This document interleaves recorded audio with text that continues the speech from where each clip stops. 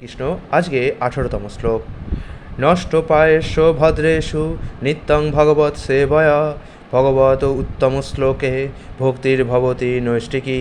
অর্থাৎ নিয়মিতভাবে শ্রীমদ্ ভাগবত শ্রবণ করলে এবং ভগবানের শুদ্ধ ভক্তের সেবা করলে হৃদয়ের সমস্ত কলুষ সম্পূর্ণরূপে বিনষ্ট হয় এবং তখন উত্তম শ্লোকের দ্বারা বন্দিত পরমেশ্বর ভগবান শ্রীকৃষ্ণের প্রতি প্রেমময়ী ভক্তি সুদৃঢ়রূপে প্রতিষ্ঠা হয়। তাৎপর্য প্রভুপাদ বলেছেন, আত্মোপলব্ধির পথে প্রতিবন্ধক স্বরূপ হৃদয়ের সমস্ত অশুদ্ধ প্রবৃত্তিগুলি নির্মল করার উপায় এখানে বর্ণনা করা হয়েছে। এই উপায়টি হচ্ছে ভাগবতের সঙ্গ করা। দু রকমের ভাগবত রয়েছেন, যথা গ্রন্থ ভাগবত এবং ভক্ত ভাগবত। এই উভয় ভাগবতই হচ্ছেন ভবরোগ নিরাময়ের উপযুক্ত উপায় এবং তাতে উভয়ের অথবা একজনের শরণাগত হলেই সব রকমের প্রতিবন্ধক বিদূরিত হয়।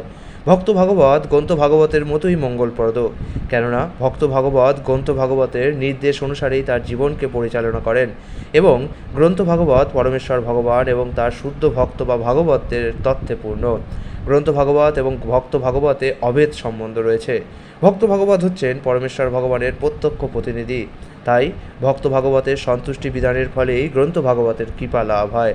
ভক্ত ভাগবত অথবা গ্রন্থ ভাগবতের সেবা করার ফলে যে কিভাবে ধীরে ধীরে ভগবত ভক্তির পথে উন্নতি লাভ করা যায় তা যুক্তি দিয়ে বিচার করা যায় না, কিন্তু প্রকৃতপক্ষে তা সত্য। এবং ছিল নারদ মুনি, যিনি তার পূর্বজীবনে ছিলেন একজন দাসীর পুত্র, তা বিশ্লেষণ করেছেন।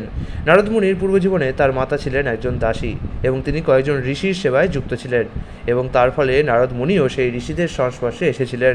তাদের সঙ্গ প্রভাবে এবং তাদের উচ্ছিষ্ট আহার করার ফলে দাসীপুত্র হওয়া সত্ত্বেও তিনি পরবর্তী জীবনে ভাগবত পার্ষদ মহাভক্ত ছিল নারদ মুনিতে পরিণত হন।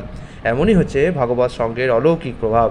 এই প্রভাব সম্বন্ধে ব্যবহারিকভাবে অবগত হতে হলে আমাদের মনে রাখতে হবে যে ঐকান্তিক নিষ্ঠা সহকারে ভাগবত সঙ্গ করার ফলে অনায়াসে দিব্য জ্ঞান লাভ হয় এবং যার ফলে জীব পরমেশ্বর ভগবানের প্রেমময়ী সেবায় সুদৃঢ়ভাবে যুক্ত হন।